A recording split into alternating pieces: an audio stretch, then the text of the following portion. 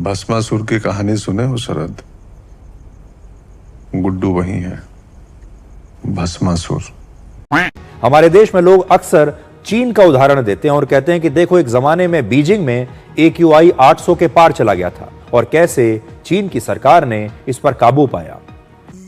चल सोच लिया आगे। सबसे बड़ा अंतर है कि चीन में लोकतंत्र नहीं है और चीन की सरकार अपना मनचाहा फैसला तुरंत एक दिन में लागू कर सकती है, क्योंकि वहां फैसले डंडे के आधार पर लागू होते हैं।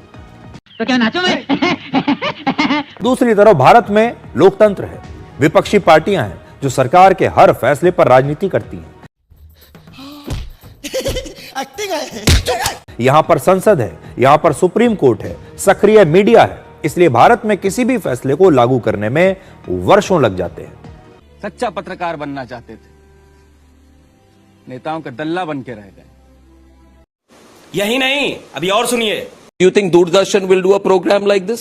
Do you think Doordarshan is going to question the central government? Do you think the anchors on Doordarshan who are paid, I don't know, 15 crore rupees nowadays, I'm told, 15 crore rupee anchors paid by the government are going to ask this question tonight? They won't.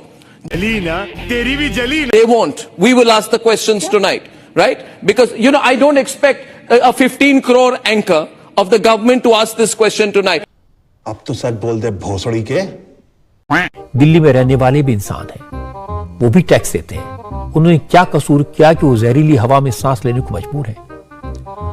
उन्होंने क्या गुनाह किया कि दिल्ली में रहने वालों की उम्र 10 साल कम हो गई है? इसका जवाब केजरीवाल को देना होगा। एक्सपर्ट ये भी बताते हैं कि दिल्ली की भौगोलिक स्थिति एक बड़ी वजह है। दिल्ली की आकृति एक कटोरी की तरह है जो 3 तरफ से अरावली की पहाड़ियों से घिरी है, इसीलिए प्रदूषित हवा दिल्ली में कैद हो जाती है, बाहर नहीं निकल पाती। देखिए, ये है इनका चरित्र, राष्ट्रीय चरित्र।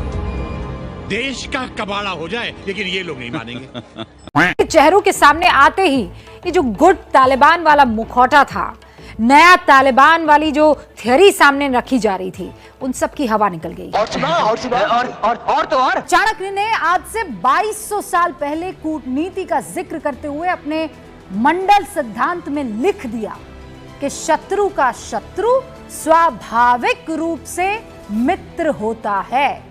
देखा देखा देखा, धीरे धीरे सींग निकलने शुरू हो गए। अब भारत के खिलाफ साजिश रचने के लिए तालिबान ने कभी सीधे तौर पर तो भारत के खिलाफ कुछ नहीं किया, तो फिर क्यों भारत तालिबान से रिश्ता बनाकर ना रखे? क्या बोला तूने? फिर क्यों भारत तालिबान से रिश्ता बनाकर ना रखे? ऐसे मत बैठो, मेरा दिल बैठा जा रहा है, कुछ तो बोलो। भारत माता की जय। म्यूजिक।